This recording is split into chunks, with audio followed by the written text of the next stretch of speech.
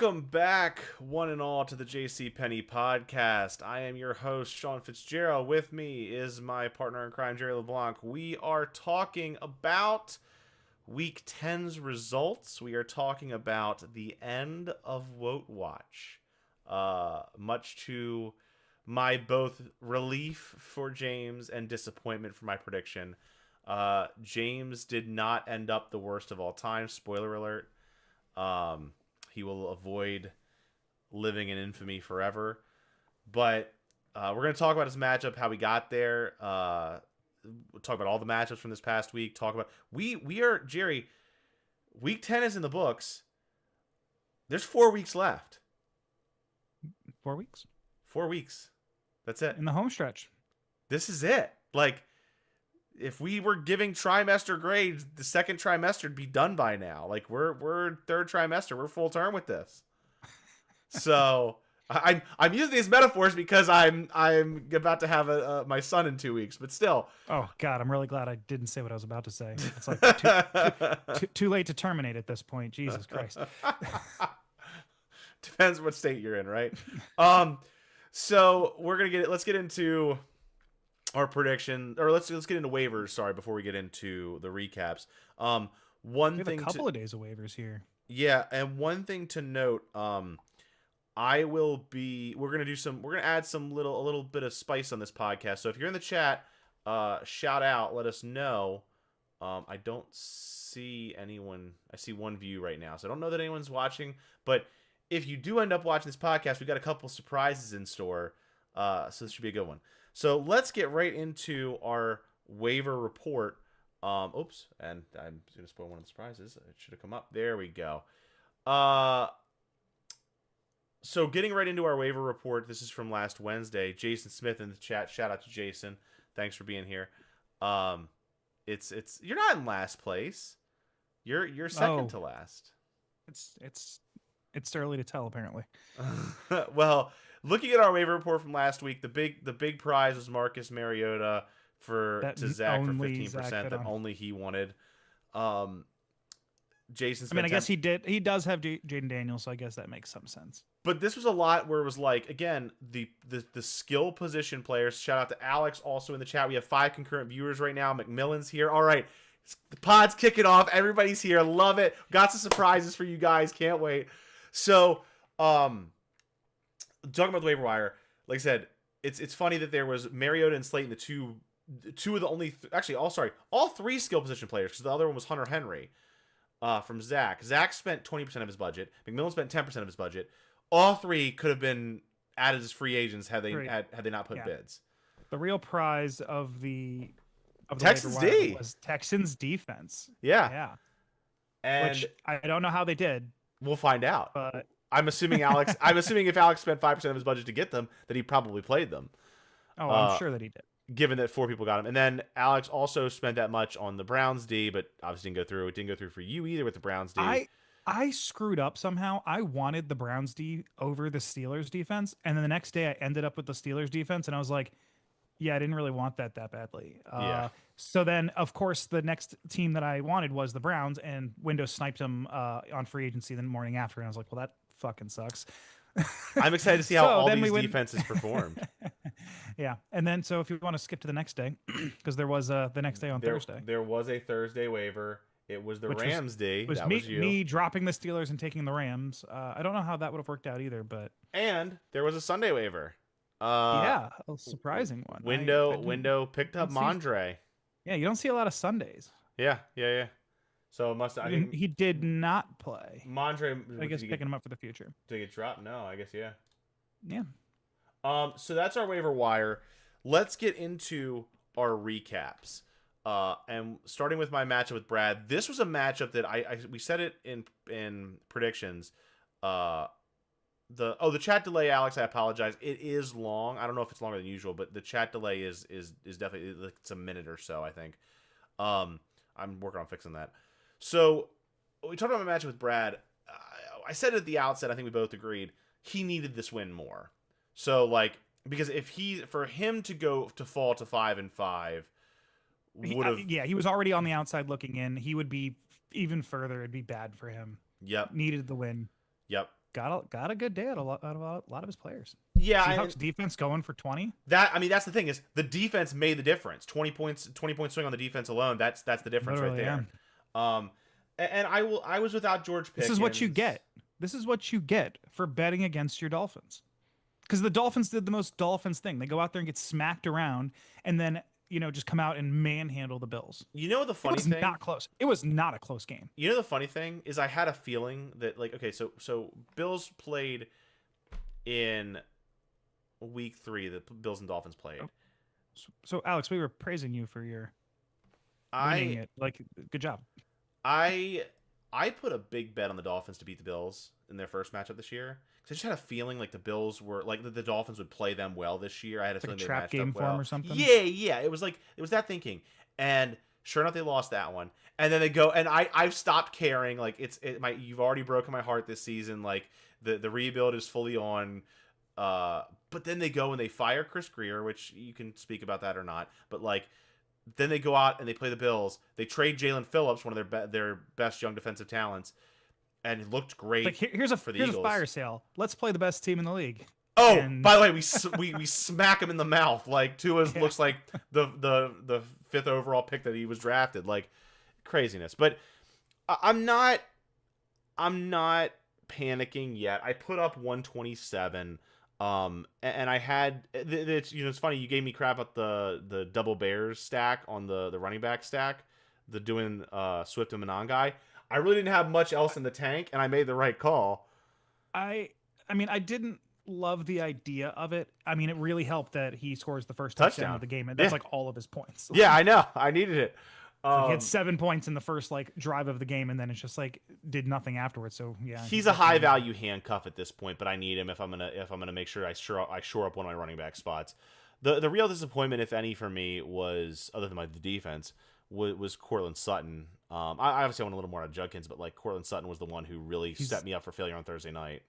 He's just really trending down. He looks so good for the first 5 weeks. He had one dud in week 2. It's not him. It's Bo Nix. Bo Nix has been trending down, and by virtue, it has been Cortland Sutton. But they keep winning. That's the problem. Is the Broncos just, what are they, 6, 7, and 3 now, something like that? It helps when you get to play the Raiders, right? I guess. Meanwhile, for Brad, big game out of Drake London. Again, having 20 points out of the Seahawks D helps. Although again, they were playing at home, so it makes sense. Yeah, the 20 from the defense just skews this whole thing. Roma Dunze actually did something again. Drake London was good, but only less than 12 points out of Saquon Barkley. Less than 7 out of Fields. Only 18 points out. 18 points out of his 2 quarterbacks combined, and still put up 140. Oh, and I should do it. Let me actually really quickly. Hold on. Let me. I wonder if I can do this. I can't. Hold on. I'm gonna figure out a way. I can probably do this on the fly. Did everyone? I don't know if anyone saw. I'll put rather than doing this on the pod. I will. Hold on. Let me do this. Sorry. I'm gonna post my. I think most of you probably have already seen it, but I'll post the reaction in the YouTube chat of my L. Fine. Well, because I was playing Fortnite, as fate would have it, when the game was going on, and I had a moment where I'm like Saquon scored. It's like, all right, I can't afford any other losses. Like I can't afford any other points out of the Eagles. Saquon had a big reception, and that set up the touchdown, and I'm like, okay, so now I need this game next. Fourth quarter, I was a favorite. I'm literally watching that game. I was like, this game's boring as shit. Sean's gonna hold on for the win. Like, you have no business winning this game, because I think between Saquon and Devontae Smith, he only needed 15 points. They were doing nothing through 3 quarters. Yeah, and then it's just no, everything sucks. So yeah, that was it. Anywho, so big win for Brad. He moves to 6-4. I'm back at 5-5. Yeah. That's about it on that one. Moving to the Battle of the Jasons, and Jason McMillan's team name was totally right. 2 Jasons did enter. 1 Jason won, and 1 Jason did not leave. He is deceased in Thunderdome. I'm glad it didn't make a difference. I was pretty confused starting RJ Harvey and J.K. Dobbins.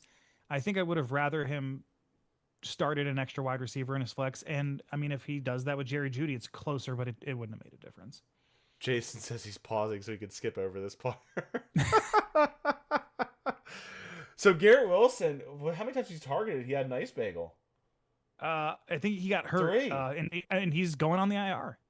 Oh, Like, so, okay. He's expected to be sidelined 3 to 4 weeks. I mean, as is J.K. Dobbins, and he is not.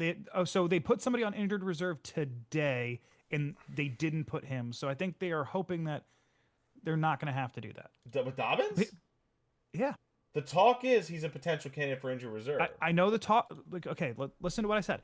They put somebody else on injured reserve get it. today, I get your point. and they didn't put him. So there's a hope that they don't have to do that.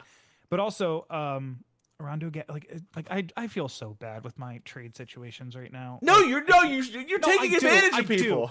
I do. I'm not, and I do feel bad because I just traded away, and literally as Jason and I made the trade, I was like, I don't even need Goddard anymore because now that I have Kittle. But sure, I'll to make it a more even, fair trade. I'll take him, and then Gadsden goes down and might not play. So it's like now he's not going to have Goddard. I feel bad. Like everybody.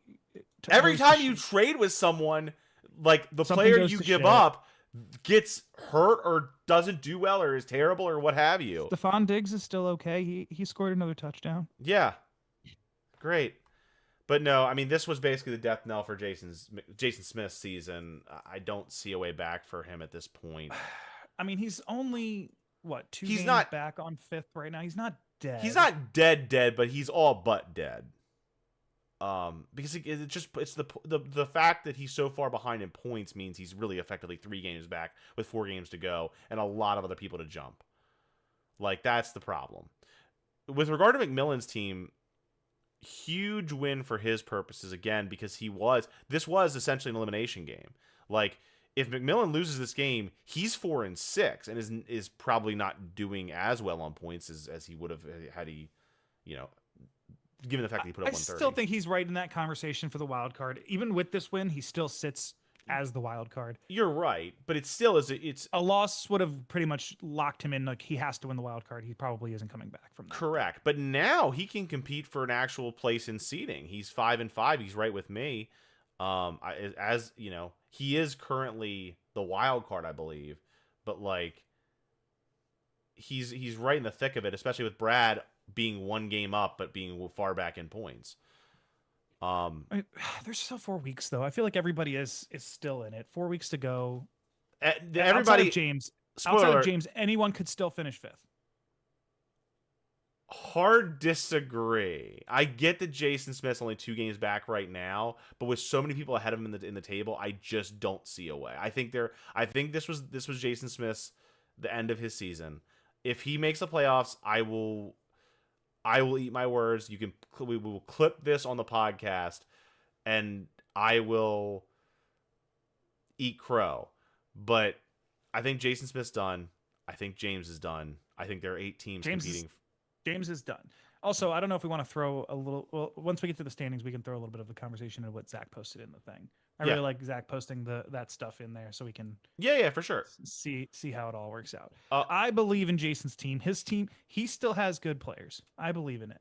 Okay, Harvey Dent. Well, here's the good news for McMillan. That Buck stack looks great. I mean, we talked about both of them had their own bye week issues. Smith with Prescott and McMillan with Chase, but like. That Buck stack just looks so good. And even like no-name guys for McMillan stepped up. Theo Johnson and Darius Slayton. Like, yeah. I mean, with Jamar Chase on bye, Jake Ferguson on bye to get, essentially the replacements that, well, I mean, I guess, he was probably starting DJ Moore anyway. So like, literally to get like 20 points out of the guys that you replaced those 2 guys with. Yeah. So great result for McMillan. And now we get to the cause for celebration. Against all odds, Woat Watch ends, and it happens against the Bucs. It really wasn't against all that many odds. He was playing the Bucs. He was playing the Bucs, but right now Zach is in a bad way. Like, it's really funny. I saw a thing that was like on like an analyzer thing. It's like, hey, Zach, Good job. You started the perfect lineup. You couldn't have done any better. He put up 70. And We got we got a question in the chat. We got to stop for a second on our analysis and answer. So the question we've been asked by Pat is uh any whether we have any QBs that we like for streaming in the fantasy playoffs with May having a week 14 bye. That's a good question. Um so I I'd like a little more information. I always like to ask more ask more questions before I answer. Pat, if you don't mind giving us a little bit of supplemental information in the chat. My question is, again, what kind of league we're talking about here? I know a little bit about the league, so I can Okay. probably answer some questions if Fill he in. doesn't answer. So I'm pretty sure it's just a one quarterback league. Playoffs for them start in week 13. They do Interesting. they do week 13 is the wild card round. Week 14 and 15 is semifinals. Week 16 and 17 is the finals. So it's a 5-week playoff because of the 5-week. Yep. Wow. Okay. And we're really just looking at like what quarterbacks, what like backup quarterbacks, like streaming options for quarterbacks we're targeting from weeks 13 to 17. Okay, it's a good question. I'm trying to look at like some of the names on the list and some of the matchups I like. I would say one guy, and I'm gonna start with like QB 11 and move down. So for me on mine, like QB 10 is Daniel Jones in my rankings that I'm looking at. So like I would say Stafford, Nix, Williams, Goff, Darnold, Love, Purdy. I mean, I'm gonna try to target guys who are in that kind of like 15 to 20 range. There are a couple guys I like if you're doing weeks 13 to 17. I would say if you're just playing matchups, one of the best ones is, and we talked about him, and I don't know if I trust the quarterback, but I like the matchups a lot, Justin Fields.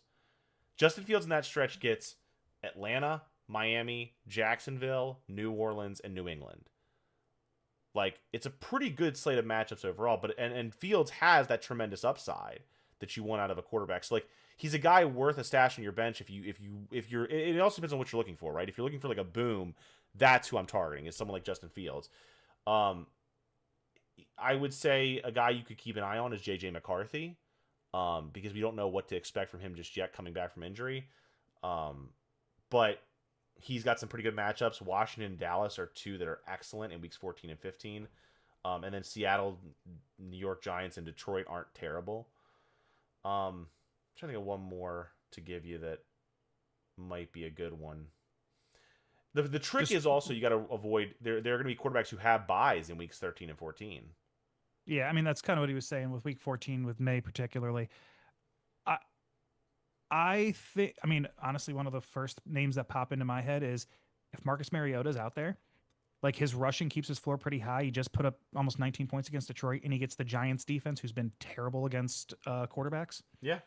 I think they're like bottom 5 against quarterbacks fantasy wise this year in like PPR formats. So like, obviously there's like a lot of guys that we could throw out, but like without knowing who's available on your waiver wire, I'm assuming on a one quarterback situation, I'm assuming Marcus Mariota is still out there on the waiver wire. There's one. And would be a good streaming option. One more I'm going to name before we move off of this that I think is worth.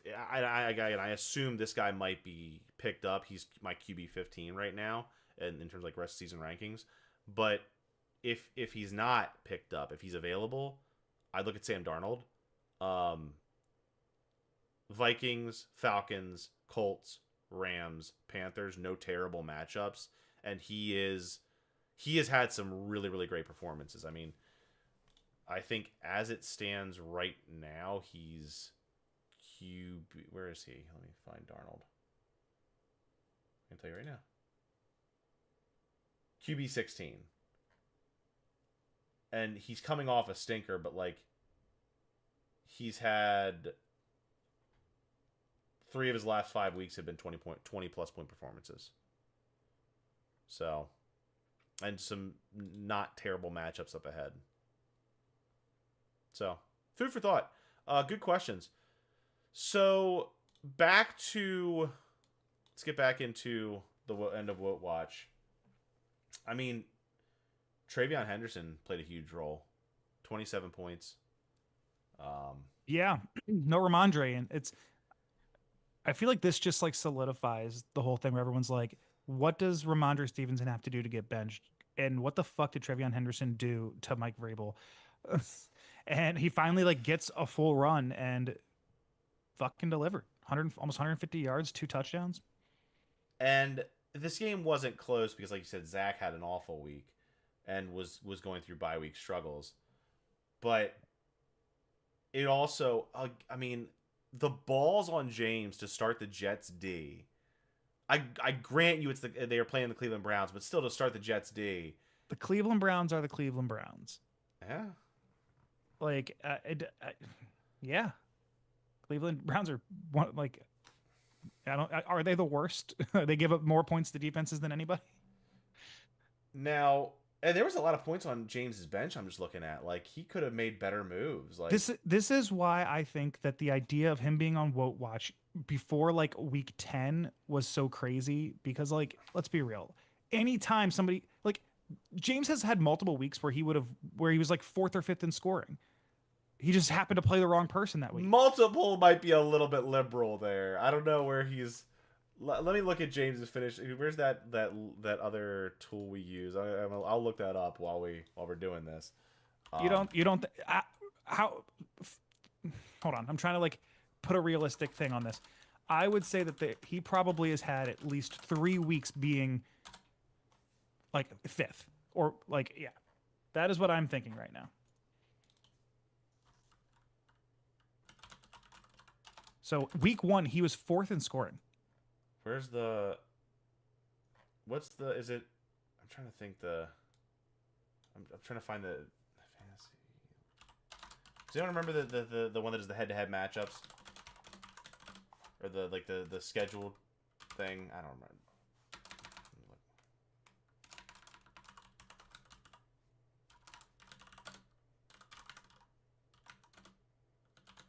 I think it's like a schedule analyzer. Let me see if that gets me. Fantasy Football Hub. That's what I'm looking for. Thank you. Oh my gosh, that was gonna bug me. Schedule comparison. All right, so he finished 6th this week. So he's had obviously I'm not saying his team is good, but he has had weeks where he has finished 4th, 5th, and 6th. Like it's entirely possible that like he could have had a win in week 1. He was 4th or what did I say? 4th or 5th in points in week 1. Yeah, he was 4th in points in week 1. He could have just as easily gotten a win in week 1, and this conversation would have been over by like week 5 that he got the win against Window. Yeah. Like, I think maybe next time we're going to talk about Woat Watch, we should probably wait. Yeah. This, no. He like, drafted a historically. It was bad. I'm not arguing his team is good. I don't think you understand how hard it. I don't think you understand how dangerously close he came to it. There were many weeks where he did not. Several weeks. How dangerously close, Sean? With 4 weeks to go, he's already cleared the hurdle. He was 4th in points in week 1 and just as easily could have won. He also lost by like less than 2 points in week 8. He was this close the entire season to ending it. Like, come on, man. You know how hard it is to go 1-11-1. Like, I know we've said this before. We're flipping coins. It's too easy for someone just to randomly have a good week and somebody to have a dud. Like Zach right now, look at the last 2 weeks for Zach. He's put up 87 and 69. I get it. People just have duds. And like, I guess, so you've seen the league, obviously. You've seen the league. I've seen the league. Did you ever see the whole thing? I feel like I stopped after like season 5. I didn't watch I don't think I've seen season 6 or season 7, but I was like, literally like, I'm going to go back and watch it. And I was looking at some of the things. Do you know what they do in season 7? No. Like the final season, 2015, they literally do a thing where like Chuck leaves the league and they're like, okay, to replace him, we're going to have a coin. And we're just going to flip the coin for all the decisions on it. And it goes on to win the championship. And I was just like, here we are 6 years later making like, come to the realization that, yeah, we're just out here flipping coins. Yeah. It's like, no, they did this 10 years ago. Like they already established they were ahead of the curve. I'm just I'm putting up on the screen, and I'll try to make it smaller so that you can actually see the I guess I can't. Well, for you can't see it, but um,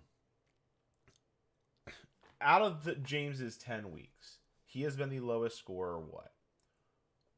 3 times. He has been the second lowest scorer 2 more times. He has been Not saying he's good. the third lowest scorer 2 more times. So out of the 10 weeks of the season, he has been bottom 3 in scoring 7 of the 10.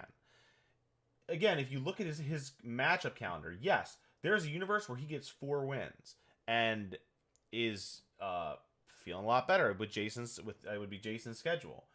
There's also a universe where he has my schedule and has 1 win to his name, and is still on Woat Watch as he lives and breathes. Like, and we can talk about that stuff. Let's get through the rest of these matchups, and then we can have this conversation, this debate about when we look at the standings. All I'm saying is, because I want to comment on what you just said.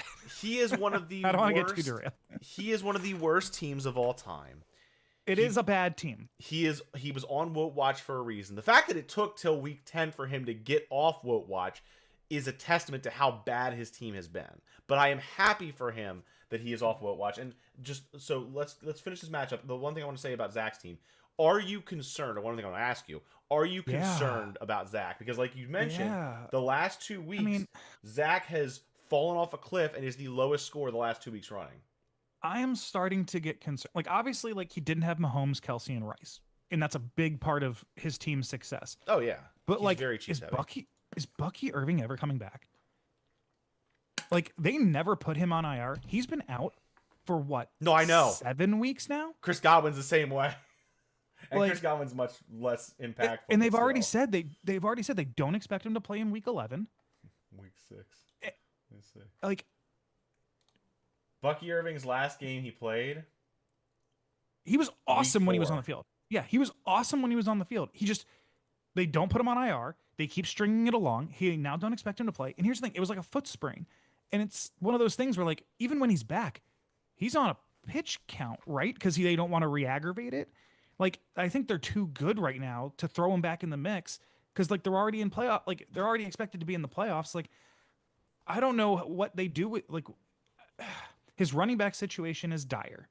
Without Bucky Irving. Understatement. Yeah, I mean, he's out here starting Bam Knight and Devin Singletary, and Bam Knight, by the way, just got hurt. No, he's got Tony Pollard that's going to come back. But yeah, Bam Knight was up rental anyways. Like, at some point, Trey Benson's coming back.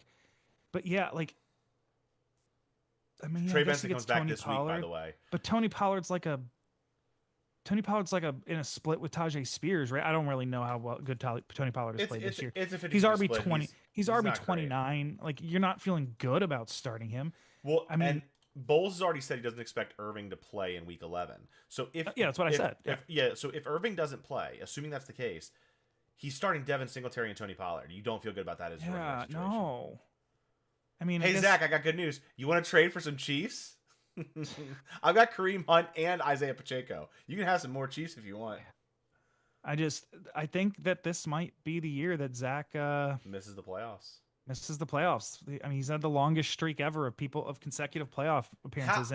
How many has he made? This is the time we get into our first surprise. So Jason Smith has gotten us a trial of a site called League Legacy. I'll put the link in the chat for those who want to see it. But the skinny of this is it's a way for us to keep track our history. It's got a ton of data of our league history, all-time records, that sort of thing. So, sorry, my brain is mush. What were we just talking about? What was the question we just had about, like, Zach's playoff streak is what I was going to look at. Yeah. So, let's see, playoff appearances. 2017 to 2024 is what it says. Yeah, so if that's accurate. He was in the league. He has made the playoffs every year. 2017, I believe, was his first season in the league. So 8 straight seasons, he made the playoffs. It's just an absurd level of consistency of being in the box. Yeah. Okay, fair enough. At some point, he needs to miss the playoffs. Right, but there's like tons... in theory, 4 out of every 10 years, like, to go 8 consecutive years is wild. Yeah, let me actually see if I can do this a little better. So a little bit of the screen is cut off. I'm going to try to fix it. Let's see if maybe I can't.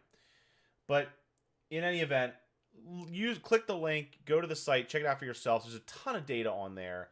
Not only just for like all-time rankings, but for transactions. Who's made who's made the best and worst waiver moves? What are the best and worst waiver moves of all time? What are the best and worst trades of all time? The best trade of all time apparently goes to Jason Smith, Jaden Daniels, and DK Metcalf in 2024 for Jaden Reed, Jahmyr Gibbs, and Deshaun Watson. But there's tons of data here, and it's interesting. A ton of like cool data that you're gonna want to see that has our history in it. So, and it also one of the interesting points Jason Smith pointed out, it tracks who has been the most fortunate and least fortunate with regard to like things like scheduling, like played the hardest or toughest, matchups and that sort of thing. That has like a luck factor. So, play with it, look at it. It says YouTube is not responding. Receiving you might get buffering. I apologize if there's some buffering issues going on my end. But in any event, I already don't trust this website though. Jason is cleaning up some of the data because there was a season I think that might have been entered incorrectly or entered twice. So like because it says there are 19 seasons, we are in season 17. Or some of the OGs that have been playing 19 seasons, there is 17. But there's a ton of good data. I'm already seeing on here though that Le'Veon Bell as one of the worst draft picks of all time is not here when I drafted him number 1 overall and then he didn't play. So the fact that that's not on the list of worst draft picks of all time, I don't know how much I trust this website. Well, we will parse it. But I want everybody to like take some time and look at it and play with it. We're thinking about subscribing to it. It would be $36 a year basically. So it'd be something what we're thinking about doing is we're considering adding $5 to the $100 league fees, like a maintenance fee, and it would cover not only the cost of this service to track our history, but additionally, Jerry, you want to tell the folks at home what else it might cover? Yeah, just that extra couple buck or two would help cover the league champion ring every season. So that would be an extra prize for the winner. Is not only would you get the trophy for the year, but then you get a ring to commemorate it. Yes, could get you guys some of these. So I got one back there. So I gotta start running on the pod. So that's what we're thinking about doing. I'm gonna put a poll in the chat just to get a litmus test of like where people's are feeling about it. Again, we're not making any hard decisions right now. Just something to think about.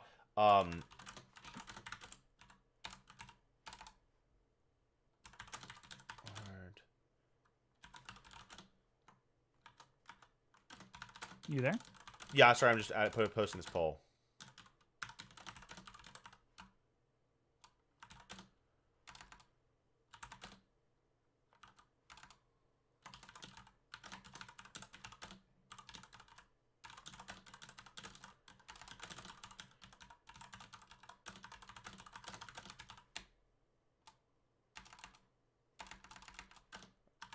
All right. Poll is up. And now that we've kind of covered that, let's get back into our regularly scheduled programming, which puts us in recap number 4. And that would be you winning yet again in the battle of 7 and 2 teams that are basically going to be whoever won was locked into a bye. Spoiler alert, you won again. I don't know that it's locked into a bye. Stop it. You're an unstoppable juggernaut. You're 8 and 2. I'm not saying like I'm not a favorite, but like stop. There's multiple teams that are only 2 games back with 4 weeks to go. Like it's not a guarantee to get the bye. That's all I'm saying. It's not locked up. You want to give me the bye now? You want to say for sure I get a bye no matter what? Then I'll accept it. Until that happens, until I actually have it locked up, I'm not going to sit here and say I'm locked into a bye because I'm not. I mean, I'm cautiously optimistic. You're on pace for the overall. You have to. What did Zach say the other day? You have to average 90 the rest of the season to break the scoring record. Like, it's stupid how good your team has been. I've been very fortunate. Devon Achan, who again I was considering trading for like part of that Puka deal.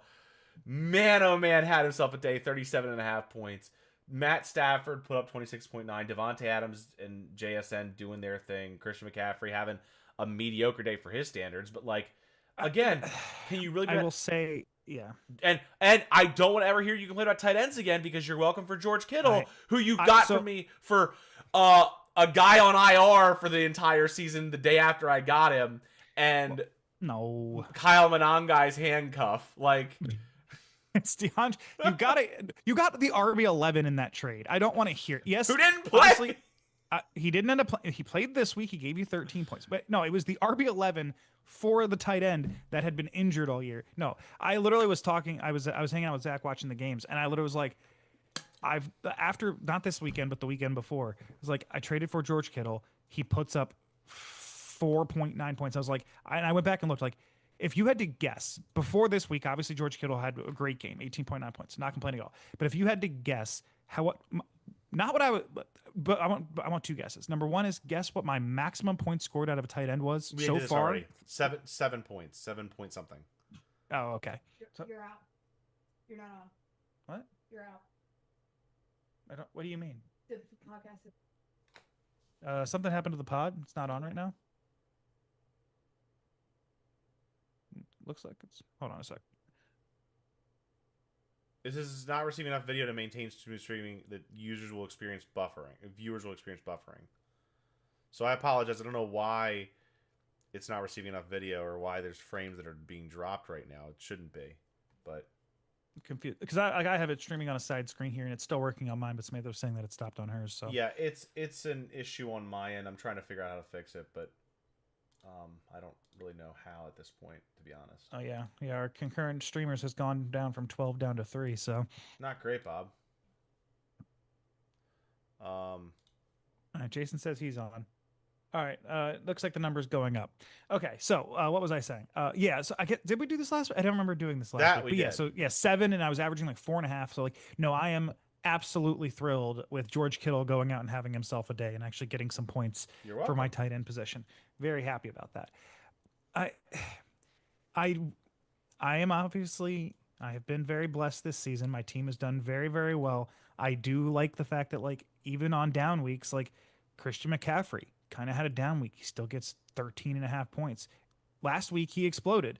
This week, or last week, Devin Aichan kind of had a down week, had 13.6. This week he explodes. Like, I have a good combination of guys who can completely go off and guys that can just, their floor remains so high that even if they don't have a good week, like Jalen Hurts had a bad week, got 12. I feel like there's been a lot of people who, when their quarterback has a bad week, they have like 4. I had a really good draft. I'm not going to deny that. Understatement of the year, but yes. Kind of an under. I mean, I was thinking this game was going to be a lot closer. Jahmyr Gibbs was fucking doing work, but everybody else on his team just kind of had a meh kind of day. Like Josh Jacobs had an okay day, but it was almost like too little too late. He was down 50-something points going into the Monday night game, and I still had Jalen Hurts and Dallas Goedert, while he had Jordan Love and Josh Jacobs. Like, man, Michael Pittman not doing anything. Kyle Pitts. That's why I dropped Kyle Pitts before the season started. Like, he's had a couple of good weeks, but I don't trust him. Yeah, I mean, maybe we were right about Keenan Allen like week 1. Like, I don't remember if you remember that conversation that we were having, where it was like after the first 3 weeks, he's averaging like 15 points per game. It's like maybe he was just on the Bears. Maybe that was the problem. Yeah, but he's kind of come back down to earth. He's only had 1 good game since then. I think, yeah. I mean, I think also, like, there's a thing about old veteran players, like, as the season progresses, I think tend to struggle more. But not struggle, but like I think the season catches up, right? Like, I think it's easier for younger players to have a little bit more they last a little bit longer as the season wear and tear kind of builds up. Yeah. I mean, like you said, Gibbs had a huge day for Alex, but that was kind of the lone bright spot. Love in a defensive battle against Philly was hugely couldn't believe disappointing. that game. It sucks for Alex that, you know, he started Allen as his 4th wide receiver instead of Breece Hall, who would have put up an additional like 17 points for him. But again, in the grand scheme of things, part of this is like none of it makes a difference when you're the second highest scorer every week in week out, or the highest scorer week in week out. Like there's not much you can do when you come up against you, which I don't love because I play you in week 14. So like it's for Alex. This wasn't a this would have been a chair. This would have been a cherry on top of a wonderful Sunday. It's nothing. It's not anything to worry about. You're still 7-3. You're still second in the league. Like I'm not worried about this for Alex at all. The way still the inside track, like a favorite to get a bye at this point. Yeah. And there's still a lot to like about Alex's team. Again, I think Jacobs and Gibbs at running backs and give him a ton of a floor there. I think Herbert and Love overall, even though like Love had a down day, is a great quarterback tandem. And I think Jalen Waddle's value is tremendous. He also had CD on a bye, which does not help. Yeah. Although CD, I guess he's been hurt for a good portion of the season. So. And again, Breece Hall had a good day on his bench. Mark Andrews was the better tight end to start. There's still things to like about his team. Yeah. So, moving to our last matchup of Week 10, Scotty went and had himself a day against Window. Jonathan Taylor put up almost 50. Bro, I take back what I said about Jonathan Taylor for Puka being fair. I'm sorry. I was wrong. I was so wrong. I didn't realize until this past week, until it was talked about in the chat, that I could have had Jonathan Taylor. And everyone could have had Jonathan Taylor.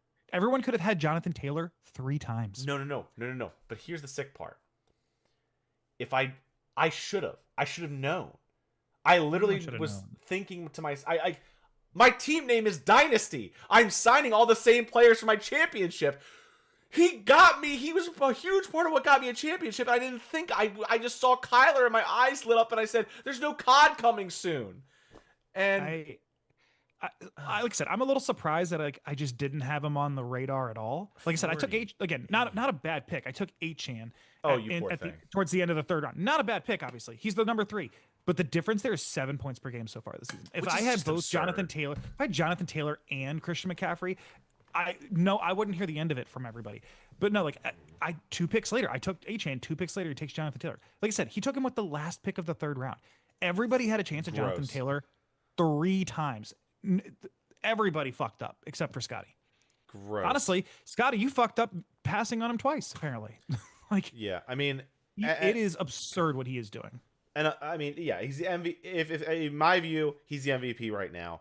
I don't care. People who say like it's Drake May, I'm sorry, like you're incorrect. It's not. It's you're wrong. It's Jonathan Taylor. It's not. I know right now Drake May is the betting favorite, but like no, it's Jonathan Taylor. Like again, we were talking about this a couple of weeks ago. I don't remember if it was last week or the week before, where it was like Saquon garnered MVP consideration, easily won Offensive Player of the Year. He scored 15 touchdowns last year. We were like 8 weeks in, and Jonathan Taylor had 15 touchdowns. Hey, guess what? He scored 3 more. Right now, no, he has 15 now. His season stats, rushing and receiving. No, sorry, 17 total. He has 17 total tutties. He has 1,100 yards rushing, 260 more receiving. So he's like, in terms of all-purpose yards, he's at essentially 1,400 right now. Yeah.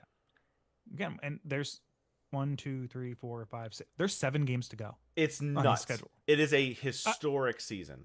Again, like I think it was like last year, Saquon Barkley scored 15 total touchdowns. Yeah. And like he's already there and he still has half of his season.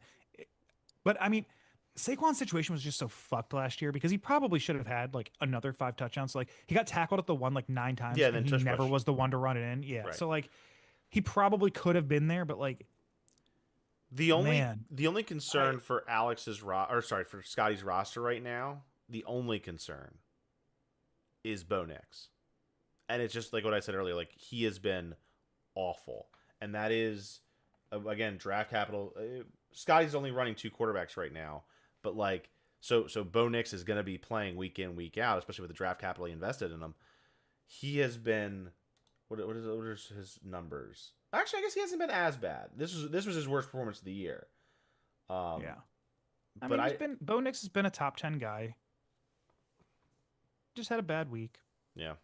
Drake May is the number 1 quarterback in like. There's a lot to like about Scotty's. Oh, he's a top 3 team in the league. So this is also like I'm gonna bring this back kind of to that whole.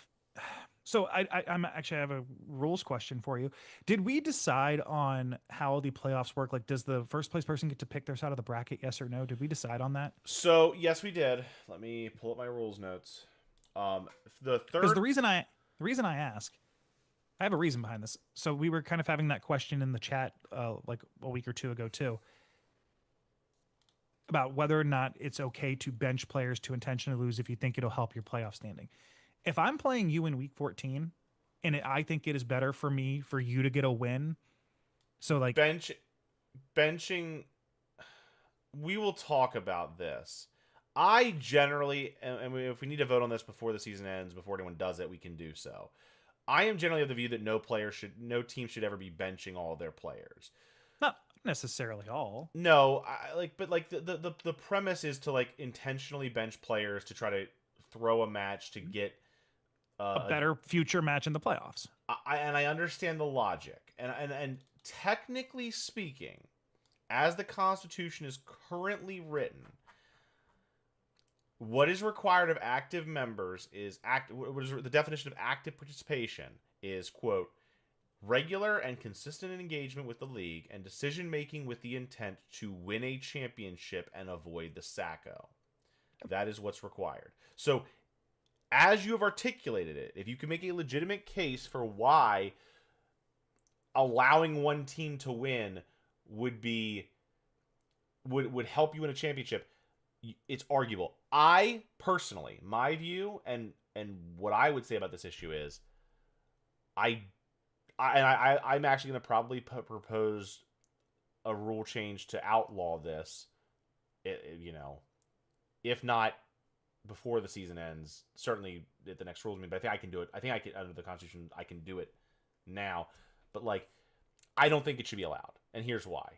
It's too close to collusion. It still borders on collusion, because here at the end of the day, I don't ever want there to be a situation where two very, very close friends in the league are in a position where, like, oh, that could also help. Like, if you and I were in that situation, like you said, and you're gonna bench all your players and let me, like, and try to get me in the playoffs to eliminate a worse opponent or something like that, or eliminate an opponent that scares you more.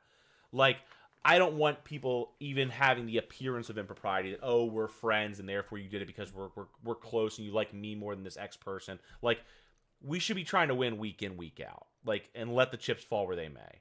I get the logic, but this isn't like an NFL team where you're benching your starters because you're trying to avoid injury. And generally speaking, while I understand that an NFL team could, in theory, like, throw a game, I don't want to be doing that in fantasy. And I think it that appearance of impropriety is too dangerous. So I am personally against it. That's my take on all this. I get what you're saying. I'm like I said, that's why I'm asking the question, because no, like, this is about winning a championship. If there's a situation where, let me just give you a really quick example. Let's say 3 weeks from now, you and Scotty are right on the cusp of either one of you getting a bye. And I would rather Scotty have to play another week because Scotty's team's fucking dangerous. I don't want to have to play Scotty. If Scotty can get eliminated and have that extra coin flip the week before and I don't have to play him, and I'd rather play your team. Yeah. I don't know. I'm just like I said, I'm throwing it out there of a situation of what happens if it comes down. Because again, fuck all y'all. I want to win a championship. Yeah. like it is like that's my goal here. I'm trying to win, and like I said, I'm curious about how the league would feel about that overall as a whole. So, well, I mean, feel free to comment on the chat if you have strong feelings. The last thing I want to say about this matchup is sorry, before we actually go to back to the matchup, one more thing about the Constitution in general. As far as the playoff, what we've decided as far as the playoff seeding, let me see here. I'm pulling up also. Let me pull up the rules proposals. Just while you pull that up, I'll also just comment a little Sure. bit on the matchup here. Like, I know Window kind of said, like, oh yeah, I'm just looking for points, all about the wild card. Man, it was a tough week. Bijan just does not score touchdowns. He's the number 6 running back, and he just Algier, like, vultures all of the time. He scored 4 touchdowns this year total, only 2 rushing. Yeah. Like, Rico Dowdle came back down to earth a little bit. He's like as the main starter, and against the what I thought was going to be a pretty good matchup against New Orleans. His his wide receiver core is just Zay Flowers, Wendell Robinson's just, and Justin Jefferson. Like, I guess he lost that trade pretty bad. Justin Jefferson, like, McCarthy can't get him the ball. Yeah. That's like pretty much what I'm seeing. Like, it's like, and Brock Bowers, I don't know what the hell happened. Only 2 touches on the day, 1 catch, 1 carry after the fucking explosion that he had. It's like, Windows got players, but just they all kind of just had duds this week. So I looked it up. It is, although I haven't added it to the Constitution, it did pass the rule change of, it was proposed by Zach immediately after the immediately after the final game of the regular season's finished. The 3rd seed has 24 hours to pick whether to play the 5 seed or the 6 seed. And that's it. That's the only. Hold on. I messaged the 3rd seed. They have 24 hours to tell me if they don't pick someone, they'll automatically default to the 6th seed. After that, immediately after they choose whether to play the 5 or 6, the number 1 seed then has 24 hours before playoff week 1 games begin to choose their preferred side of the brackets. They can choose whether to play the winner of the 3 and whoever they chose, or play against the others, the 4 and whoever wasn't chosen. Okay. So that is how playoffs will work this year. Okay. Okay. And I think that's it. So yeah, the to your point about Windows team, like, again, his quarterbacks had a great day. Aside from that, not much to really love. Yeah. Windows still in it. Like, again, Window and Jason Smith are 2 people based on standings, and we can just go. Let's go into the standings now. Yep. If I can get there. Oh, here we go. Sorry, I'm on the wrong one. There we go. So, looking at the standings, Window and Jason Smith are at the same exact point, 2 games back from the pack, you know, so to speak. But Window is what the difference here is. Window's more than 100 points up on Jason Smith. Like, Window's still in the thick of the wild card race. If the season ended today, McMillan would be the wild card by virtue of 11 points. So Window's still right in it, is kind of my point on the standings. But obviously, looking at the big picture, you stand atop the mountain right now. Alex is 1 game behind you in that second bye spot. And then we have Scotty and Brad at 6 and 4, although Scotty is way up on points. Scotty leads Brad by 2. One of these things is not like the other. Yeah. Like, oh my God. It's like, of the top 5, it's like 1,300, almost 1,500, 1,350, 1,300, 1,300, under 1,200. Yeah. That's why Brad is like, he needs wins bad, because the only way he's making he can't fall to the wild card. Yeah. So he just got to keep winning games. But huge win against me to knock me down into the wild card stance. Anytime he can knock a competitor down and boost himself up, it's what's gonna be his lifeline for playoffs. And so this actually gets into my second surprise for the league.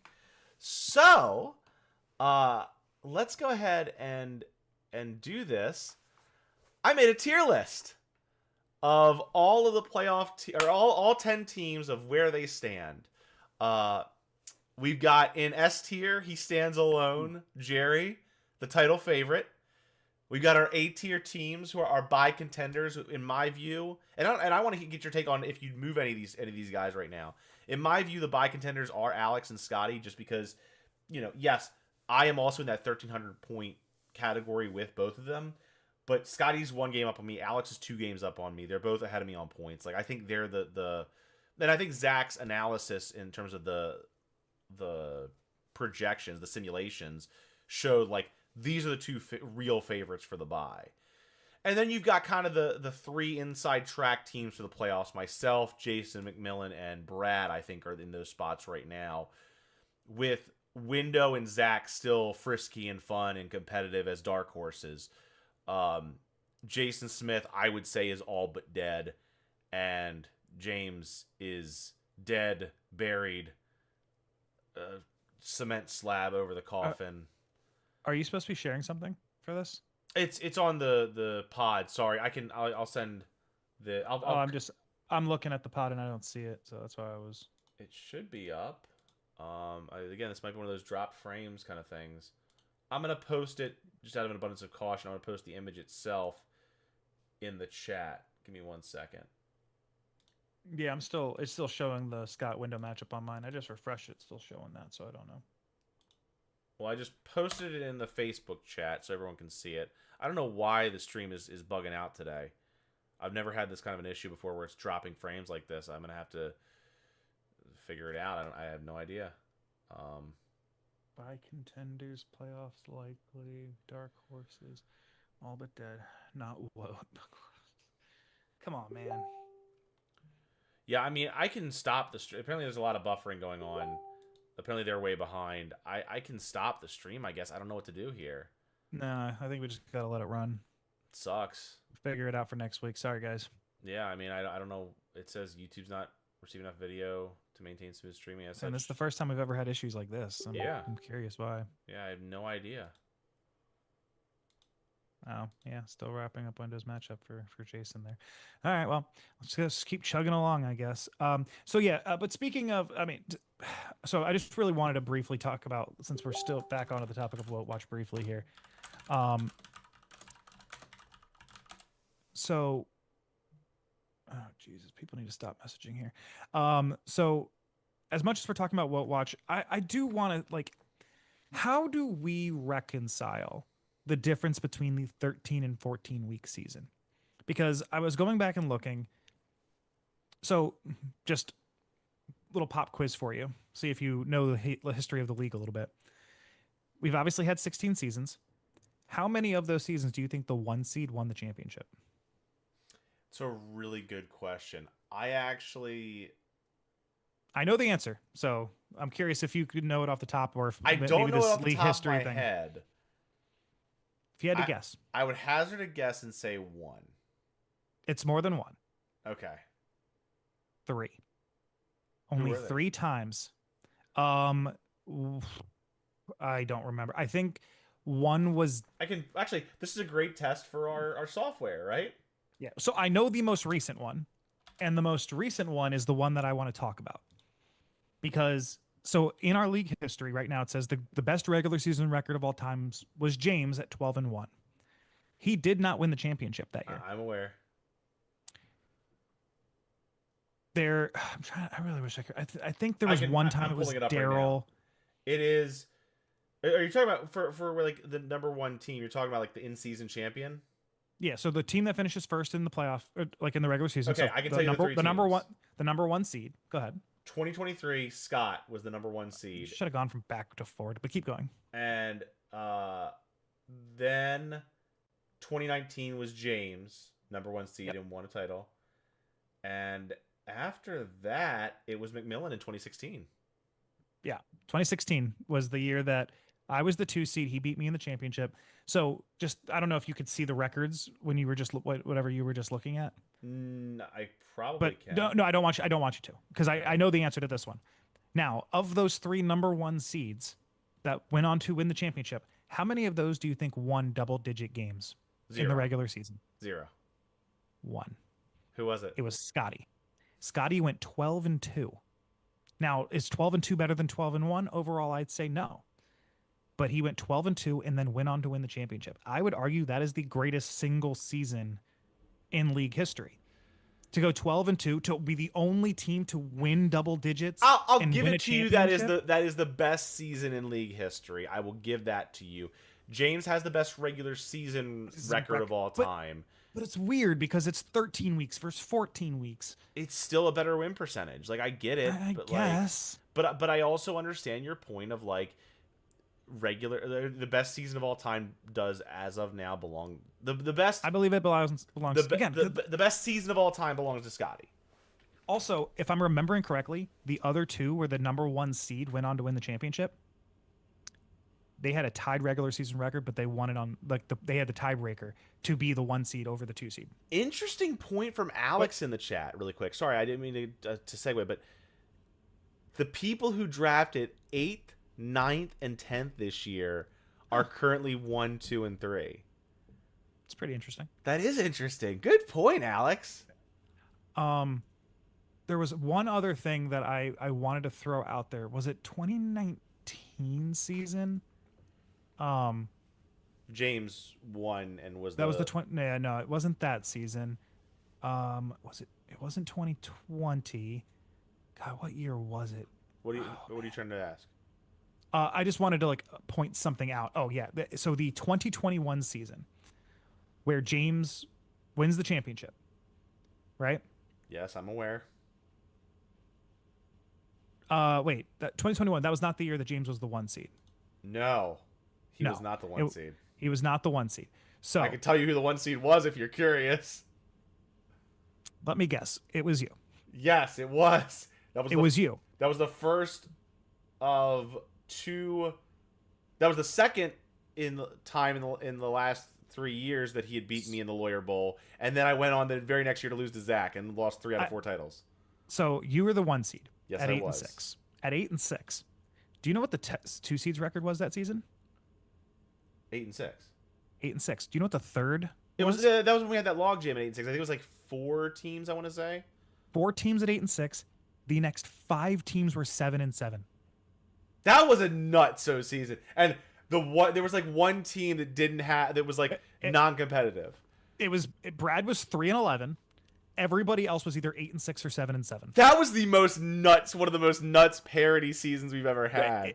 Like, as much as we sit here and talk about like how much luck is involved in this, like that year was like the year where no luck was just everybody was like, it's crazy. Like as I was going back and looking at these things and I saw that, I was like, I fucking finished last that year. I'm actually curious. 7 and 7. I'm curious now. In terms of that season, so what season would that have been? I'm trying to now go back. 2021. It would have been 4 would have been 16, 3 would have been 15. I think it's like 12. 13. 13. Week 13. 13. So I'm just curious because I might still have like the playoff scenarios. Yeah. So this is the one. Let me see if I can pull. I'm gonna pull it up on my screen for a second, just to show what this was like. Hold on. I could do this. Display capture 2. Here it is. All right, so I have it up on the screen now. I'm gonna make it fit, but like I have right here the craziness of it, where it was like all the different things that could happen, all the different people who were still in it. The last week of the season, 7 and 6, 7 and 6, 7 and 6, 7 and 6, 7 and 6, 6 and 7, like 6 and 7, and then 3 and 10. Guaranteed playoff. Brad, guaranteed playoffs if hell freezes over. But like, look at all the ways that people could have guaranteed their like every person had a way to guarantee themselves playoffs based on the results. It was such a nuts season. Yeah, man, that was a good one. I love this little walk down memory lane. So, yeah.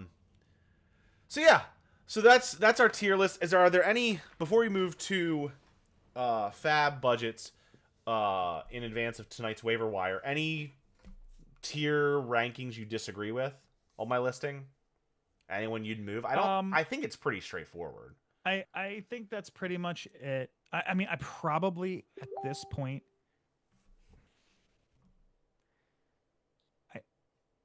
I think I actually bump Zach even a little bit. Like, I don't know if I like the dark horse to all but dead. If there's a tier in between that, I think I'd probably bump Zach there because Zach also is just not good on points. Like, yeah, he's only 1 game out, which really helps him from being like 5th place, like but he's only 30 points ahead of Jason. Like, the last 2 weeks were rough for Zach, and I just don't see him digging himself out of that hole. Wow. I mean, I put him there because he's also like, unlike Window is in that tier and is actually in front of him on that tier because Window is 3 and 7. Like, or even though Window's 3 and 7, he has the wild card points. Like he's 6th in scoring. He's in that wild card conversation. Whereas Zach, which speaking of that, if we go to I'm actually now curious. So the thing that Zach posted, Zach as of right now says he still has a 36.6 chance of making the playoffs. So maybe I'm wrong. He does have a better chance than I was thinking. I mean, it says for him, like, he has 36.6% chance, but that's if he's winning some games. Like he is his over like the most likely finish for him is 7th as of right now. So like it really a lot's going to come down to like can he win can he win some games the rest of the way out? I'm actually curious now. He's most likely to finish 7th. This is true. Yeah, he needs to finish 5th. Yeah, I mean, right now, Window has like the massive favorite. Like, most likely is going to be 6th. Well, and part of Zach is also who he plays in that stretch, I think, right? He plays McMillan, Brad, Scotty, and Alex. So he's playing 4 teams above him in the standings. If he can win games, he should find himself in the playoffs. That's the thing that's going to be beautiful now is it all comes down to matchups, and a lot of the top teams are playing each other. My calendar is Scotty, Alex, Jason Smith, and you. Like, your calendar, just for reference, is Jason Smith. Oh, it gets worse for him. McMillan, Window, and then me. So, like, there are a lot of big matchups where it's like, all these competitive teams playing each other. Like, wow. Yeah. I can't. Wow, I can't. I don't know.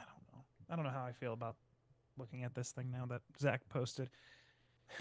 It says I'm 95% to get a buy. It cannot be that high. Oh, it absolutely is. Bro, you're scoring. You're averaging like 150 a week. Shut up. Your team is really good. I don't know if you know this. You predict yourself to lose every week, and yet you know what you're doing, but whatever. And we're gonna get to Fabs now before I stop. Don't know. We're gonna get to Fabs. We're gonna get to Fabs. Let me get to Fabs and turn this off. Okay, and turn the browser back on. Here's where we stand on Fabs. Here are all your budgets. James still has 95% of his budget. Zach finally spent some money. Appreciate you, Zach, for spending 20% and coming down here with the rest of us. Brad actually with the most beyond that, 85% of his budget. I guess it makes sense given he's only made 2 transactions all season long still. 6 and 4. I mean, why make moves when you don't need to? If it ain't broke, don't fix it, I guess. I mean, 70% of their budget for Zach and Alex or more. McMillan's at 56%. Scotty and I right around 50% of our budget. You got 35%. Jason Smith at 18%, and Window at 7% of his budget left. So that brings us to our prediction accuracy.